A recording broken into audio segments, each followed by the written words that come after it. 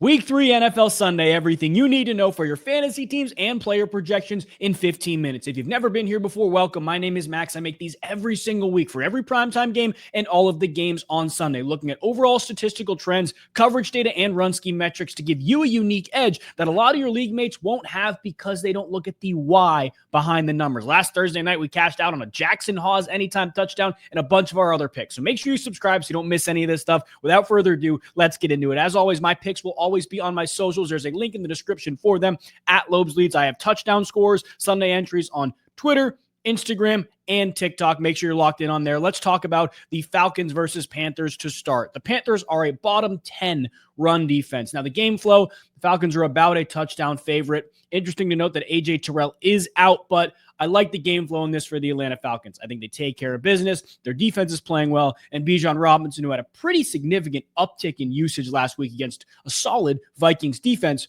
should, again, this is not professional or financial advice, have 80 yards on the ground. I really like that in terms of the game flow. Two other data outliers, though. Kyle Pitts has a really good matchup against this Carolina Panthers defense.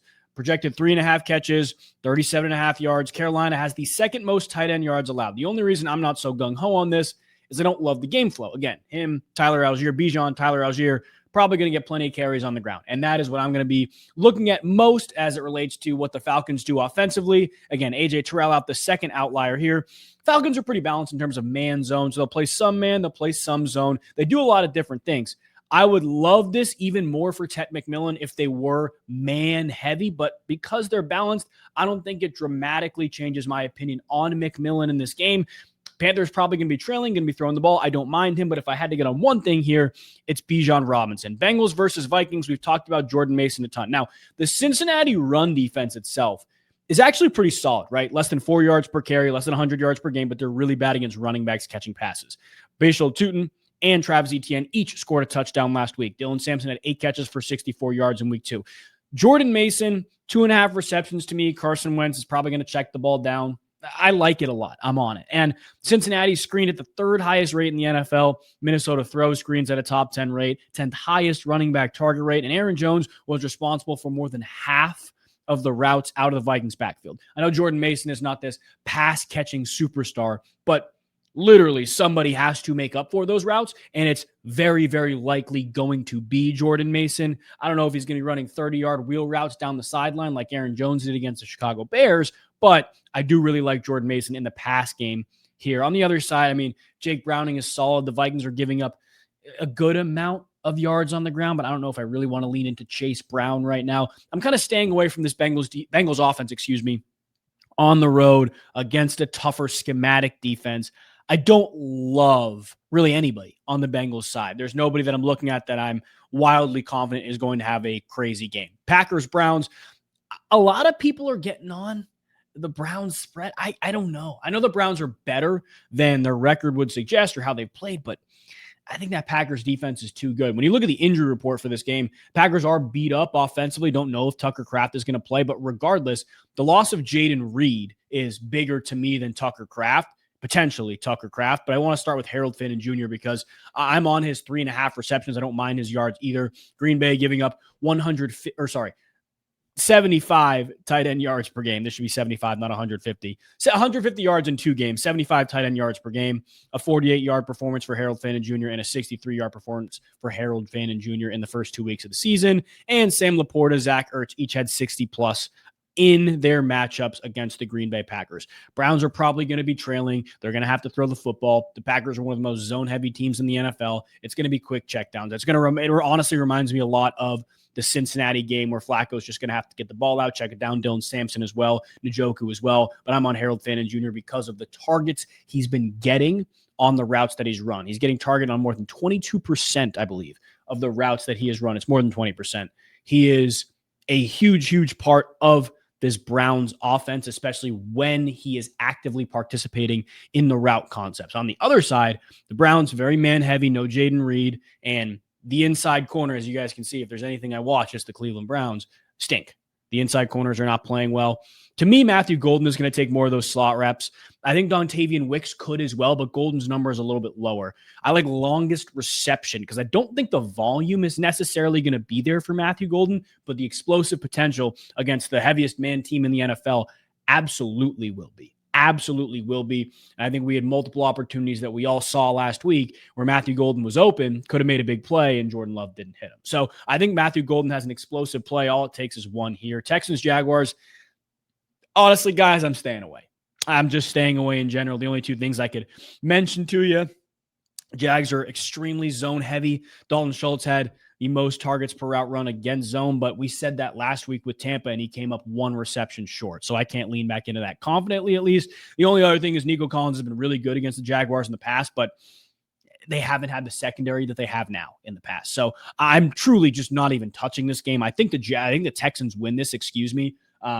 It's essentially a pick 'em if you want to get on that, but I am not confidently doing it. Steelers, Patriots. Sounds like Christian Gonzalez is going to play. As of now, he is questionable. Otherwise, it's a great matchup for DK Metcalf that I'd like to lean into. But on the other side, I think this is where the real value is. So Ramondre Stevenson is the number one running back. I know we all love Travion Henderson, but Stevenson is getting the majority of the carries. Steelers giving up 120-plus running back rush yards per game. Kenneth Walker looked like a superhuman against them last week. Breece Hall looked really good against them week one. Ramondre's projected 40.5 receiving yards, guys. I'm on it. That's way too low. That's way too low for me. I think in a game that's probably going to be pretty close, I believe the spread is within 3 points. Ramondre is going to touch the ball 15 times. Literally, just the math, 3 yards a carry. If he touches the ball 15 times, that's more than 40 and a half. So I think Ramondre, it's just a number that's a little too low. I think this Patriots offense will be able to move some people up front, not a lot, but some. And I think that number in a close game, what I think will be a close game, even though I do think the Steelers will win it, is going to be a little too low for my liking, and I'm going to get on it. Rams versus Eagles, another one that's really hard to predict. Not a ton of coverage trends here, not a ton of data outliers here. The only two things, again, Saquon's 2 games against the Rams last year, he was really good. I know the Rams defense has been pretty solid so far this year, especially against Houston. Get on Saquon Barkley in some aspect. That's my 2 cents there. But I do think the Rams, who are 3.5 to 4 point dogs right now, depending on where you get it, have some value. I really do. I think this team has played really well. I think they won a tough game against a tough Texans defense in week 1. They looked really good last week, winning by multiple touchdowns against a team they should beat by multiple touchdowns. I don't know if the Eagles are ready for this challenge. I think this is probably the best team that they have played so far this year. I think they're better than Kansas City. And I think Matthew Stafford has had a lot of success against Vic Fangio. I think also people just tend to overlook that the NFC divisional game last year, the Rams are a fumble away from potentially winning that game and going to the NFC Championship. The Rams, to me, are a good team. I think they are arguably one of the best teams in the NFL. Even if they're on the road, I can get 3.5, 4 points. I'm going to do it. Jets versus Buccaneers, no Fields, but the Tampa Bay Buccaneers offensive line is really banged up. Again, I don't think it makes a huge difference in terms of how I feel about this game, really on either side, but the Jets run the 5th most man-to-man in the NFL. What's really interesting here, Sterling Shepard is Baker's main man-to-man guy through 2 weeks. Most targets, most yards per out run. Now, truthfully, at the time of making this video, his receiving yards lines are not up yet. So it's important to note that. But plus 290 for a touchdown, I don't hate it. I really don't. I do think Tampa wins this game by more than a touchdown, though, at home, even if it's a short week against the Jets offense that is going to have to roll out Tyrod Taylor, who I don't really think is that bad, but just got pummeled by the Bills last week. Pummeled. And Tampa Bay, again, beat a Texans team that I think is a lot better than people are giving them credit for. I think Tampa wins this game by more than a touchdown at home. To me, this is a classic. Baker likes his matchups on the outside or the inside, takes advantage of them, and Tampa's defense suffocates when needed, gets after the quarterback, even though they are now without Kalijah Cansey as well. Colts versus Titans. The only thing here I really liked or found, the Titans are allowing 15 wide receiver receptions per game. They're heavier in zone than they are in man. Again, no real data outliers here, but Michael Pittman has a much heavier usage against zone compared to man. Alec Pierce, oddly enough, is the main man guy as it relates to usage rates. Michael Pittman is the main zone guy. Raiders versus Commanders, no Jaden Daniels. Washington runs the 3rd most man-to-man in the NFL. Now, I'm not leaning in anything on the Commander side. I'm not even going to do it. I like the Raiders in this game. Even with Jaden Daniels playing, I like the Raiders, and I said that in my game prediction short form video. Dante Thornton, though, has the 2nd most targets, the most yards per out run, and is tied for the most receptions against man coverage on the Raiders. His usage rate significantly increases. Now, what's really interesting to me with Dante Thornton is the volume, because I don't think, again, it's going to be there. I really don't. What I think is going to have to happen is he's going to get a deep shot or two down the field, and I don't mind a longest reception there, a chunk play to lean into. Again, because Daniels is out, a lot of the lines here have been frozen at the time I'm recording this, but it's also important to note that the Commanders give up the fourth highest inline tight end target rate. So Brock Bowers, even Michael Mayer a little bit, but you saw Giants don't really utilize Theo Johnson much, but you saw what Tucker Kraft did to them last week. I know the Commanders are coming off of a mini bye. I still think the Raiders take care of business here. At the time when Jaden Daniels is out, it's almost a pick 'em. We'll see where that line goes, but I'm on the Raiders regardless here. Broncos versus Chargers. No Khalil Mack on the Chargers end. Engram and Greenlaw DNPs. I made a whole 2-minute video on this on Yahoo Fantasy. Make sure you check it out if you haven't already, about the Pat Surtain shadow. If you want to see more in-depth analysis about it, check that out. But very baseline stuff here. Early downs, they run a lot of cover 3. He's going to be on the outside, so they don't compromise the shell. Ladd, main slot guy, don't have to worry about the shadow there. Keenan, more slot routes than Quentin Johnston, so he probably won't see PS2 in early downs, especially because Quentin Johnston's running 54 routes from the outside. But third down, as you guys probably know, the Broncos run man a ton, pretty much every other snap. Ladd, again, slot guy, better matchup size-wise for Jahdae Barron to come in there. But Keenan Allen has the most targets on the Chargers. I think that's who's going to see the Pat Surtain shadow in true man-to-man situations. But this, to me, is a game where Chargers coming off two huge divisional wins. It's extremely hard to beat every single team in your division 3 weeks in a row. Denver coming off a heartbreaking loss, hungry dog. 3 points even on the road. I think the loss of Khalil Mack is also bigger than we think. I'm taking Denver in this game. Cardinals versus 49ers. Purdy's questionable. I honestly think he's going to play. Does much hinge on him? I don't really think so. Mac Jones looked good last week. Arizona's given up nearly 275 pass yards per game, nearly 50 attempts per game as well. They're allowing the most wide receiver receptions, 6th highest out wide target rate, and the 12th most zone. This is huge for Ricky Pearsall. Ricky has a high uptick in his zone usage compared to Juwan Jennings, who's a little heavier in man. And on the other side, the Niners are allowing the 7th highest inline target rate. And McBride's number 6.5 is a lot, especially for a Niners team that's actually not as good against the run than we thought walking into the year. I like 63.5 more than I like 6.5. Niners are pretty balanced in terms of their coverage, but I'm not touching either of those, to be fully honest with you. In this game, I'm kind of staying away, waiting for the Purdy status to come out so we can really see the Pearsall lines. And that is probably where I'll lean, which again, that's why you got to be following me on socials, especially on Twitter. That is where all those picks, if I make anything last minute, some more fun picks will be on there. So make sure you're following and subscribed on here if you're not already. Seahawks versus Saints. I love Alvin Kamara. Seahawks are giving up the most running back receptions and yards. Now, 3.5 receptions. It's a good amount of volume, and I do think the game flow is going to lean into the Saints having to throw the ball, but Kamara is available at 22.5 in some plays right now. I took him at 24.5. Like, it's too low. This is receiving yards again. That's way too low for me, especially considering the Seahawks are giving up about 100, if I'm not mistaken, 100 receiving yards per game. It's the most in the NFL. I know that. 2 opposing running backs. Jaylen Warren had a big game. Christian McCaffrey had a huge game.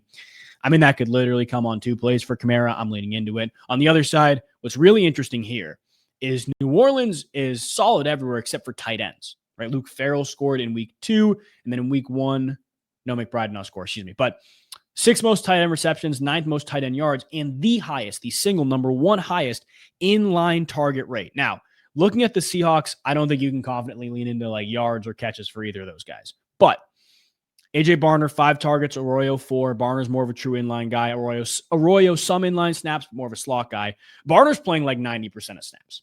So if you want to lean into a tight end because you love that matchup data, Barner is just physically going to be out there more. 20 yards, it's a lot to me. There's nothing that makes me really confident. He's hit it in 1 of 2 games, 2 catches last week against Pittsburgh. I don't know. Plus 400 for a touchdown, but a real sneaky value play. Elijah Arroyo, touchdown at plus 700. I really don't mind it. I'm not going to give you the Jackson Hawes thing where I'm like, I think he's getting in. I'm confident about it. I'm leaning back on this a little bit. I don't love it, but I do think it's some solid value. Cowboys versus Bears. Rome Odunze, 4.5 receptions. I'm on. That's one of my other picks. He's got some inside production. He's had 2 games. He had 6 receptions, 7 receptions. He has 8 more targets than everybody else. 12th highest out wide target rate allowed. Rome has the most targets per out run out wide. He's becoming Ben Johnson's Amon-Ra St. Brown, where he's getting schemed up inside, but still trusted on the outside. Dallas is running the 2nd most zone in the NFL again. Quick, Caleb Williams get the ball out. I don't mind Caleb Williams in this game. I don't mind Dak Prescott in this game, but the Bears run defense stinks. Like that's the reality of it. Personally, I'm not on Javonte at 64.5, but if I wanted to get on something on the other side, I don't know. I think Dallas, it's tough. I think Dallas is the better team here. So I do think they can walk into this game, take the air out of the football, and take advantage of a Bears defense that's just been really bad lately. Really, really bad lately. And then Sunday Night Football, which if you guys are there, I will be there. Make sure you say what's up. Giants are allowing 41 pass attempts per game, 120 plus. This is ridiculous. 120 plus running back rush yards per game, second most wide receiver receptions, and third most wide receiver yards. The Giants defense stinks. However, there are so many questions about Xavier Worthy, if he's playing, where Patrick Mahomes is going to throw the ball, and there's no real uptick in terms of man, which the Giants are playing the fourth most in the NFL, and that is not what they do, to really lean confidently into a Kansas City Chief. Like, Tyquan Thornton has an uptick in man. He's the speed guy. He'll take the top off the defense. It makes sense, but there's too many questions with the scheme to me that is not what the Giants are and probably not what they will be later on this season, and Xavier Worthy potentially out. Now, on the other side, it scares me because Steve Spagnuolo is very good at taking away your number one option. But the Chiefs are allowing the seventh most wide receiver receptions. They're getting targeted on the outside at the second highest rate. They run the eighth most man in the NFL. And that all points to Malik Neighbors. In a game where the Giants are probably going to be trailing, they're 5.5, I believe, point or 6.5 point underdogs right now.